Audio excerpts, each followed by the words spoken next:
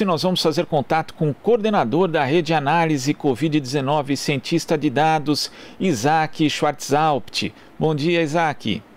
Bom dia, Glauco. Tudo bom? Tudo certo dentro daquilo que é possível, né, Isaac? E sempre... Nossa, tudo bem agora é um tudo bem relativo sempre, né? E sempre que a gente fala, inclusive, de Covid-19 aqui, infelizmente, a recorrência de notícias ruins.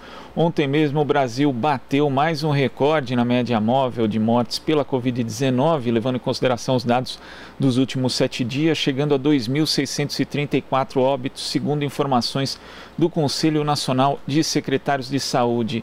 Isaac, você fez uma postagem na sexta-feira, analisando os dados ali da semana entre 22 a 26 de março, né? Vendo ali tendência de crescimento em todos os estados e regiões. Eu queria que você explicasse um pouco, em linhas gerais, o que se pode compreender a partir justamente da análise dos dados dessa semana, Isaac. Maravilha. O que acontece é assim, a tendência de crescimento significa que nós temos mais casos hoje do que ontem, sabe? Isso é uma coisa constante. Aí, em alguns locais do Brasil, nós estamos fazendo medidas não farmacológicas, né? Fechamento, restrições, isolamento, enfim, e está começando a querer dar uma desacelerada. Eu tentei deixar isso explícito na postagem, porque a gente até pensa, estamos bem, estamos em queda. Não é queda em alguns locais. Por exemplo, aqui no Rio Grande do Sul, a gente estava em colapso, está ainda em colapso do sistema de saúde, UTIs lotadas, fila de espera, e o foguete, eu sempre uso a analogia do foguete. Nós temos um foguete que está subindo. O que a gente está fazendo com as restrições? A gente desacelerou esse foguete. Agora, o máximo que a gente está conseguindo fazer é deixar ele parado lá em cima, num nível muito alto. Se a gente flexibilizar agora e deixar isso para lá, a gente vai pegar esse foguete, na melhor das hipóteses, ele vai ficar num platô, ele vai ficar parado lá em cima, em muitos casos, muitos óbitos todos os dias, ou na pior das hipóteses, ele volta a subir de novo, com as pessoas se contaminando. E se a gente analisa o Brasil, ele está praticamente assim em todos os locais. Tem alguns que ainda está acelerado sem freio, e tem alguns locais que estão tentando frear, estão conseguindo frear. São Paulo está começando a querer frear o foguete, mas ele ainda está em tendência de aumento, né? Não é queda. Queda sustentada é quando esse foguete, que ele para de subir, depois ele vira, reverte e começa a cair cada vez mais. E nem a gente viu na Europa, com os lockdowns e vacinas no Reino Unido, Portugal, enfim. E assim, quando a gente vê justamente, né, você citou a Europa, experiências de outros países, é possível inclusive entender os riscos, né, de, na verdade, ir flexibilizando medidas restritivas justamente quando não existe ainda essa queda que você menciona, Isaac. Isso, por exemplo, pode acontecer em alguns estados do Brasil? Não, totalmente. Aqui no Rio Grande do Sul, por exemplo, como é que foram as restrições? Foi um dos estados que até mais coordenou as restrições entre si, porque isso é um outro problema, né? Nós temos alguns estados que a capital faz uma restrição, o estado não faz. Aí essa falta de coordenação faz o quê? O restante do estado acaba aumentando o contágio, aí gera pacientes, gera internados, né, internações, essas internações acabam colapsando, esgotando o sistema de saúde do interior, acaba caindo pacientes na capital, e aquele fechamento que a capital fez não funciona tanto porque ela acaba tendo seu sistema de saúde colapsado igual. Aqui no Rio Grande do Sul, né, que foi um estado mais coordenado, a gente fez, por exemplo, para te ter uma ideia, dia 27 de fevereiro começaram as restrições, que eles chamam aqui de bandeira preta, né, que é praticamente todo o estado ficou com o mesmo nível de restrições, e o governador não deixou os prefeitos fazer cada um a sua. Aí isso ficou até dia 21 de março, ou seja, 27 de fevereiro a 21 de março.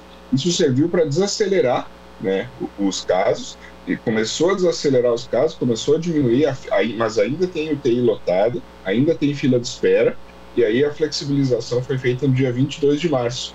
Aí o que a gente está vendo? A gente já está vendo, a gente tem uma pesquisa que a gente pega os dados da Universidade de Maryland, em conjunto com o Facebook, onde o pessoal reporta os seus sintomas, né?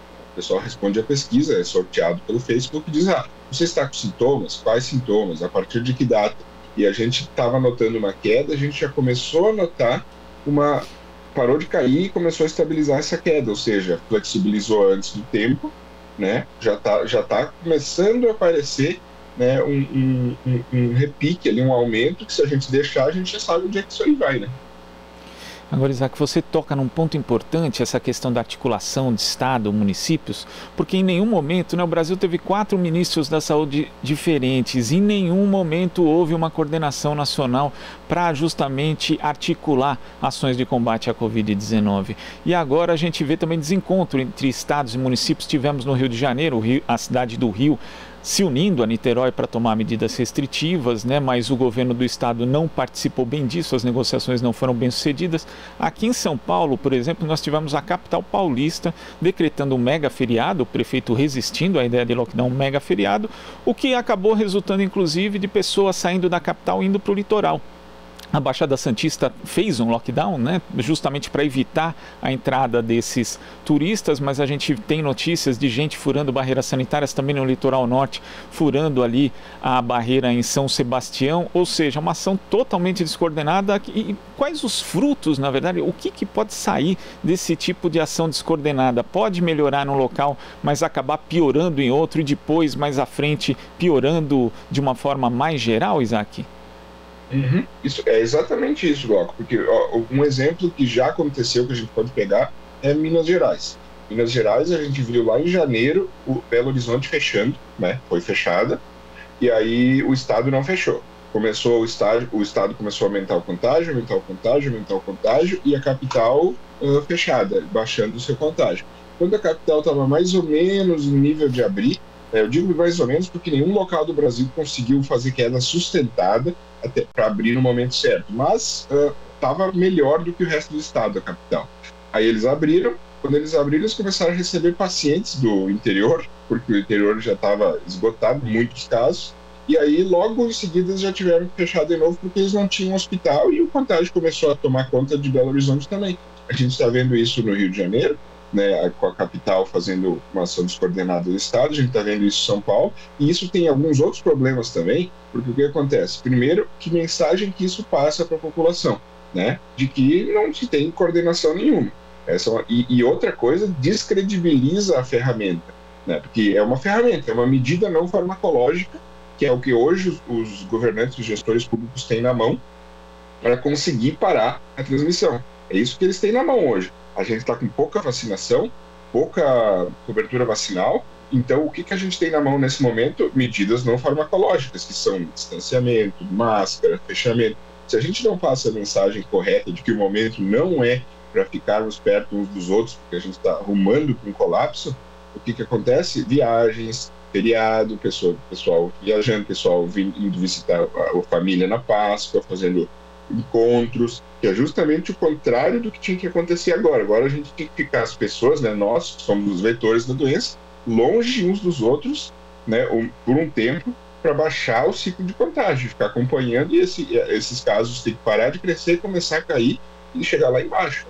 Para te dar um exemplo prático dessa queda sustentada, eu estava analisando, inclusive nessa postagem eu botei o exemplo de Portugal.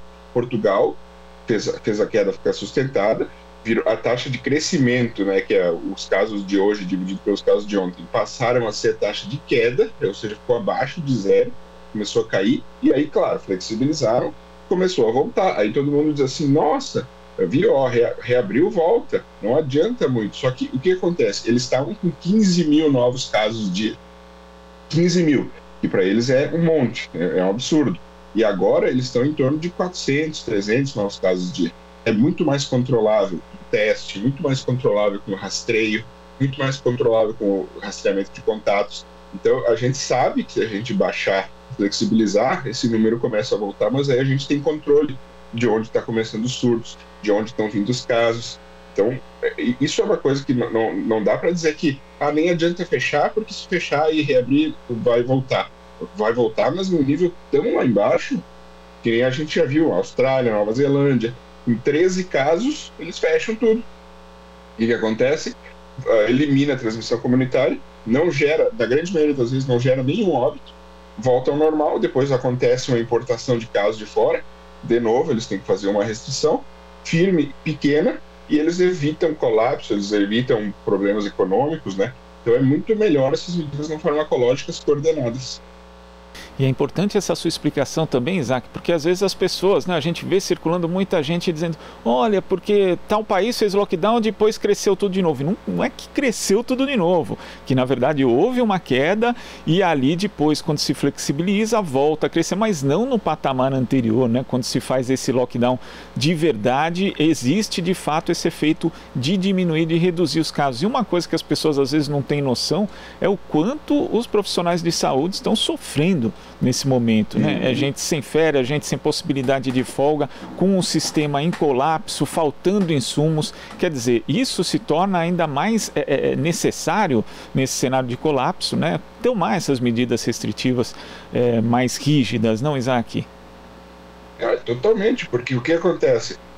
A gente, eu inclusive já falo, nós já conversamos sobre isso, é sempre bom relembrar que a gente tem uma curva sazonal, né, de doenças respiratórias que é meio padrão no ano, principalmente pelo comportamento da população, não só pela sazonalidade do vírus, e sim o comportamento, a volta às aulas, né, volta ao trabalho, férias, inverno, conforme vão acontecendo certas coisas na nossa vida, na nossa sociedade, e temperatura e comportamento nosso em relação a essa temperatura, a gente vai tomando algumas atitudes e essas atitudes favorecem ou não a transmissão de vírus respiratórios. Por exemplo, aqui no Rio Grande do Sul, no inverno, a gente tem o quê? Muito frio, né? Aqui na minha cidade chega a fazer -2, -3 graus. Não tem como deixar um ônibus de uma empresa com funcionários com as janelas escancaradas. É muito difícil. Né? Então, essa curva, isso aí acaba gerando um comportamento de maior transmissão. E essa curva sazonal, ela tem um início, começa na semana 7, ela tem um pico que vai até a semana...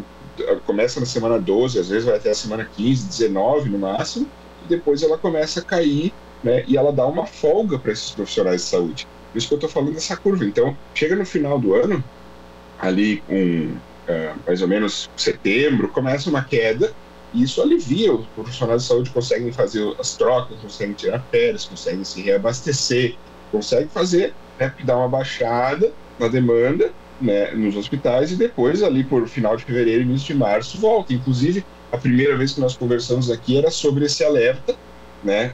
Tu lembras que foi lá em dezembro, que a gente dizia, olha, se a gente entrar o ano com os níveis de casos e óbitos lá em cima, e daí entrar na amplificação natural que já acontece nessa curva sazonal, a gente vai ter, sei lá, 2.500, 3.000 óbitos dia, que é o que a gente está vendo agora, o que está acontecendo agora, porque a gente entrou nessa amplificação natural do comportamento com um nível altíssimo. Então a gente não deu a folga para os profissionais, a gente não deu tempo de reabastecer, nada. Os profissionais estão eles mal e mal tiveram, não dá nem para dizer que foi uma folga, porque a gente ainda, ali em setembro, outubro, a gente chegou ainda a 300, 400 óbitos diários, que é muita coisa. A gente não chegou em nenhum momento a zero, que nem a Europa. A Europa fez isso, até cometeu o erro, lá no verão deles, porque eles conseguiram baixar os casos a praticamente zero, baixar os óbitos a praticamente zero, reabriram, começou uma reversão de tendência, em vez de controlar lá embaixo a reversão de tendência, eles deixaram solto, até que virou uma exponencial maior do que a primeira, porque eles tentaram achar que não ia mais subir, né? Então esse foi o erro lá. Aqui a gente nem chegou a deixar cair para dar um alívio, um respiro, uma folga para os profissionais. Aqui a gente chegou a 300, 400 óbitos, depois já começou a subir de novo, 500, 600, 800, 900, agora estamos aí uma média de 2.500 óbitos dia, uma coisa absurda, né? Isso é importante, né? Porque você falou também na questão da mensagem passada errada, e a gente olhando para trás vê que houve, não sei se uma avaliação, se seria esse o termo correto, das autoridades públicas e também das pessoas de uma forma geral, até pelas mensagens que chegavam às vezes até pela própria mídia em relação a essa queda, né? Essa analogia que você faz do foguete é perfeita, porque assim, em nenhum momento o foguete mudou sua trajetória para pousar. Ele simplesmente desacelerou, ficou numa altitude muito elevada para os padrões de qualquer crise, né, sanitária no mundo, e nunca baixou, e depois voltou a subir. Quer dizer, é importante a gente olhar para trás para saber também no que a gente errou e o que não repetir mais no erro em relação justamente às medidas não farmacológicas de combate à Covid-19, Isaac. Exatamente, e isso aí é uma coisa que a gente vê ao redor do mundo. A gente viu, por exemplo, vamos pegar o exemplo do Reino Unido, o que aconteceu com eles? na primeira onda, tentaram deixar a doença sozinha, tentaram apostar em alguma, talvez, imunidade comunitária, perceberam que não ia dar certo, fizeram um lockdown, teve que ficar esse lockdown. Esse lockdown começou em 23 de março e ele foi indo até julho para eles liberarem as restrições, porque eles deixaram a doença chegar num nível absurdo, mas pelo menos conseguiram cair. Aí depois de julho começou a subir o foguete, né? Ele chegou a quase pousar, mas eles deixaram ele subir, julho, agosto, e não fizeram nada, setembro, nada, setembro virou exponencial, não fizeram nada, foram fazer o novo lockdown só dia 31 de outubro, quando estava já nesse nível. O que eles conseguiram, inclusive, fazer com isso? Deixaram a transmissão ficar descontrolada, criaram, inclusive, uma nova variante, né? Porque a variante surge justamente da transmissão descontrolada, né? Ela não é uma causa, ela não causa nada, ela é consequência dessa transmissão descontrolada. Aí criaram essa nova variante, subiram, fizeram um novo lockdown, tentaram abrir para o Natal, voltou a crescer lá em cima, fizeram o erro que a gente está fazendo agora, flexibilizar lá com o foguete ainda lá em cima, não deu certo, fecharam no dia 4 de janeiro, e agora eles estão começando a flexibilizar bem devagarinho, com muita calma, né, com os níveis lá embaixo, ou seja, eles pelo menos assim, erraram, deram uma corrigida, erraram de novo outro erro, tentaram dar uma corrigida, mas dá para ver, analisando inclusive a curva deles, dá para ver uma tentativa de aprendizado. Aqui, eu já não consigo enxergar isso, por exemplo, eu não consigo enxergar esse aprendizado com erros. Na verdade, aqui é um debate eterno, né?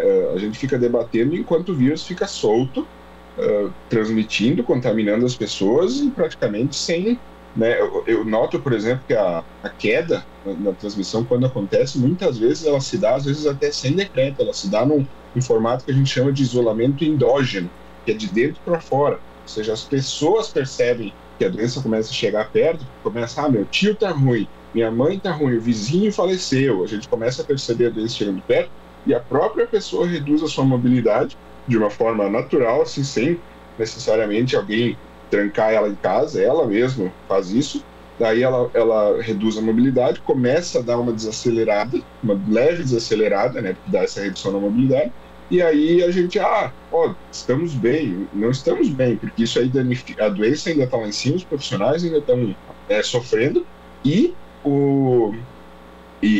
a doença sobe, né, os profissionais estão sofrendo, e a gente ainda tem muitos óbitos, inclusive crise econômica, né, se a gente faz isso. Se o isolamento é endógeno, pode estar tudo aberto, o comércio, que as pessoas param de ir. Então é horrível o resultado disso aí. Agora, você citou também a questão sazonal, né? Com a chegada do outono, é preciso que o sistema de saúde e que as autoridades tenham mais atenção ainda, já que esse é um período justamente que existe ali o crescimento das doenças respiratórias? Com certeza, total. Isso é um alerta que a gente vem dando desde o ano passado, a gente deu alerta primeiro em setembro para não deixar subir. Depois a gente deu o alerta em dezembro para não deixar explodir, né? Não deixar virar colapso. Agora a gente continua dando alerta que se a gente entrar outono e inverno com níveis altos, o que a doença faz? Ela se alimenta dela mesma, né? Os doentes geram doentes. Se eu fico doente, eu posso transmitir e a minha transmissão gera mais doentes, então doentes geram doentes, por isso é só exponencial, por isso esse crescimento. Então o que acontece? Se eu chegar com um nível alto de doentes, numa época que por si só o comportamento das pessoas já é mais propenso a gerar doentes, eu vou pegar um monte de doentes e dar para eles uma chance maior de eles gerarem outros novos doentes. Então a gente pode criar mais colapso ainda, a gente pode criar ainda mais fila de espera. Outra coisa que acontece, a mortalidade sobe muito quando isso acontece, inclusive por outras doenças, né? Por exemplo, imagina que chega lá no outono e inverno e a gente tem um hospital colapsado, uma emergência fechada, que é o que a gente vê, por exemplo, em Porto Alegre, já aconteceu aqui, agora as emergências algumas estão reabrindo, mas acho que não sei se estão todas reabertas. Aí chega uma pessoa com apendicite, que é uma coisa relativamente tranquila, né? Assim, se a pessoa ela sente aquela dor, ela vai, detecta, faz uma cirurgiazinha simples e, na grande maioria dos casos, né, na alta maioria dos casos, tudo tranquilo, tudo certo. Mas, se não tratar a apendicite e deixar ela suporar, a gente já sabe que isso causa uma sepse, né, e que leva muito provavelmente ao óbito. Então, a gente pode transformar uma coisa que era muito fácil de tratar, né, numa coisa que a gente, por um colapso, né, ter deixado ele chegar a um colapso em cima de um colapso, que é o colapso agora desse outono, a tua pergunta, começar a ter problemas com apendicite, com coisas assim relativamente comuns, que a gente nunca teria problema, por causa de não frear essa transmissão o quanto antes.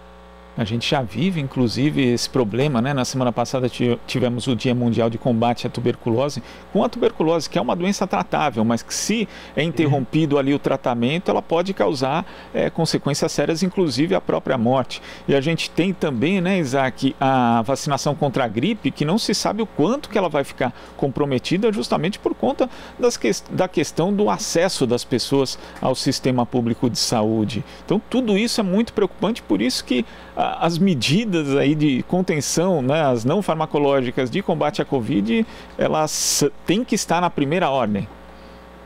Total. Isso aí que tu lembrou da gripe é muito importante, Glauco. O que acontece? A gente lá em março de 2020, a gente fez um isolamento desses endógenos, assim, nem teve decreto, nem o isolamento no Brasil caiu, né, aumentou muito o isolamento, a mobilidade caiu muito. E aí o que acontece? Com essas medidas lá no começo, a gente praticamente eliminou gripe. A gente praticamente eliminou o vírus sincicial respiratório, que é uma coisa que acontece sempre no começo do ano. A gente conseguiu, né, com essas medidas que, mesmo assim, a Covid ainda teve onda, ainda teve platô, mas a gente conseguiu eliminar os outros vírus. Agora, a gente está com uma mobilidade muito maior, mesmo com decreto de restrição. Se a gente analisar os vírus, inclusive tem um painel da Fiocruz muito interessante, que é o Infogripe, né, que é só pesquisar no Google por Infogripe, vai achar lá o painel e mostra as síndromes respiratórias agudas graves e o painel viral que faz o acompanhamento dessas síndromes respiratórias. Tu olha lá influenza, para-influenza, vírus sincicial, tá tudo lá em cima. Ou seja, a gente vai ter a conjunção, né, da Covid com esses outros vírus que não estão conseguindo ser eliminados, que teve o rebote e voltou agora, e mais outono. Então, se a gente não entender que é um momento de nós pararmos, baixarmos a transmissão, a gente vai ter dias muito piores lá na frente. Imagina se a gente deixa a epidemia descontrolada e aparece mais uma variante com mais força de escape imune, por exemplo, que infecta quem já pegou a doença, por exemplo, por deixar isso descontrolado. Possibilidade há, porque a gente é como se a gente estivesse dando a possibilidade para o vírus se replicar, né? Muito mais chance, se replica aí, vírus, contagia as pessoas.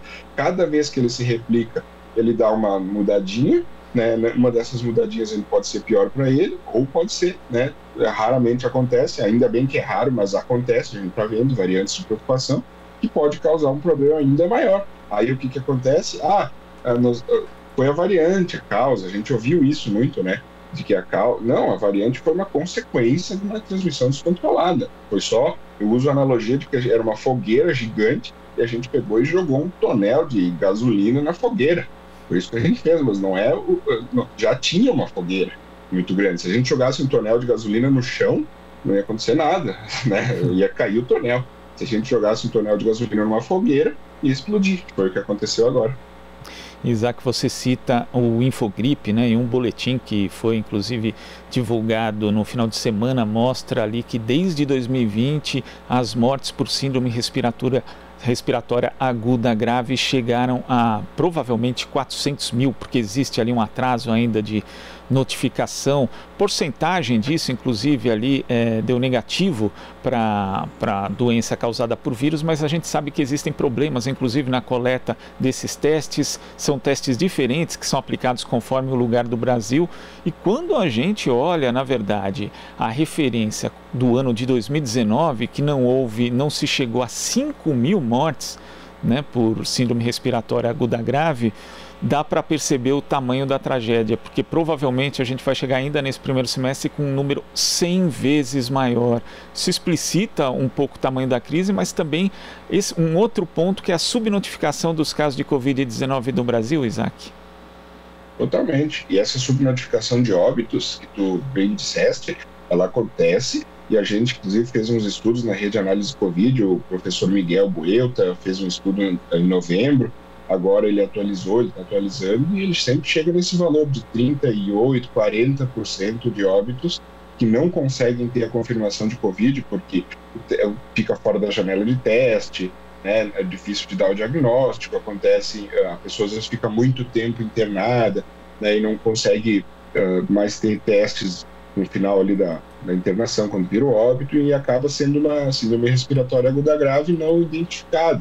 E aí, quando a gente analisa, a gente vê que mais de 100 mil óbitos nessa condição, né? E aí a gente imagina, tá, pode ser gripe, pode ser pneumonia, pode ser alguma outra coisa? Pode, mas mesmo se a gente pegar o histórico dos outros anos, né, desses óbitos, e aplicar isso e fizer um crescimento, né, estimar um crescimento padrão de um ano para o outro, a gente percebe que, nossa, que a gente dissesse, foram 5 mil óbitos por ISRAG. Mesmo que agora, quem diagnostica talvez esteja um pouco mais sensível, né, e diagnostique hoje como ISRAG, como síndrome respiratória aguda grave, uma coisa que não seria diagnosticada como ISRAG, sei lá, em 2019, por exemplo, mesmo a gente tirando esses óbitos que deram uma caída em 2020, ainda fica nesse índice. O Infogripe, o pessoal Léo Bastos e Marcelo Gomes fizeram lá esse estudo e deu esses 410, 415 mil óbitos. Quando o professor Miguel fez esse estudo de outra forma, deu 410 mil óbitos. Eles chegaram praticamente no mesmo valor, com métodos bem diferentes de cálculo, mostrando que é mais ou menos isso aí mesmo. Então, existe essa subnotificação de óbitos, e se existe uma subnotificação de óbitos, que é num ambiente hospitalar muito mais controlado, a gente imagina o que deve ser a subnotificação de casos. Quantas pessoas, né, estão com o vírus, não estão testadas, não vão para o sistema de saúde. E, inclusive, uma coisa importante de lembrar nesse quesito de subnotificação é que se a pessoa, por exemplo, cansa, entre aspas, sabe aquela coisa assim, cansei da pandemia, cansei da doença, e ela tem um sintoma, uma tosse, uma coisa assim, e ela, eu não acho que não é por algum motivo, a pessoa deixa de procurar o teste, deixa de cuidar, e ela só ela continua frequentando os locais, continua fazendo outras coisas, infectada, transmitindo, e ela só para de ir nesses locais ou fazer isso se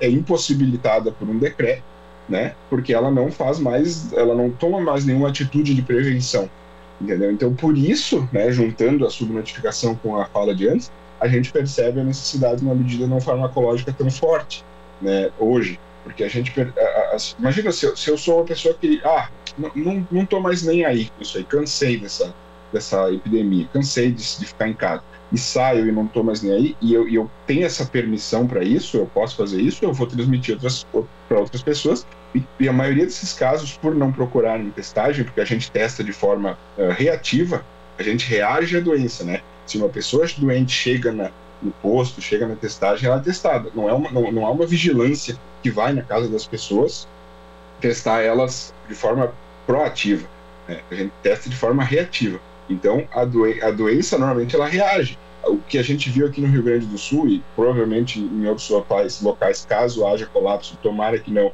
a gente vai ver, é que às vezes os hospitais começam a crescer os casos antes do caso efetivamente ser notificado. Porque a gente começa a ver aquele crescimento dos hospitais e a doença, como ela é reativa, o pessoal não estava mais buscando testes, os testes começam a ser buscados só depois que dá uma exacerbação de pessoas com sintomas, então os casos crescem depois das internações no número oficial, o que é totalmente errado, porque os casos é que geram as internações. Então, eu estou te explicando tudo isso para te ver o quanto a subnotificação atrapalha, né, o quanto a transmissão alta atrapalha o controle, o combate, né? A gente começa a ficar cego e começa a cuidar para não cair em armadilhas de dados, de crescimentos atrasados, de atraso, de subnotificação, de achar que a situação está de uma maneira, mas na verdade ela está muito pior, porque a gente começa a ficar cego, né, nos dados oficiais a partir de vários colapsos sendo seguidos um atrás do outro. E, infelizmente, o Brasil não adotou uma estratégia ampla de rastreamento e testagem em massa, né, Isaac? O que também ajuda a explicar o cenário atual. Ele não adotou. É incrível isso aí, porque...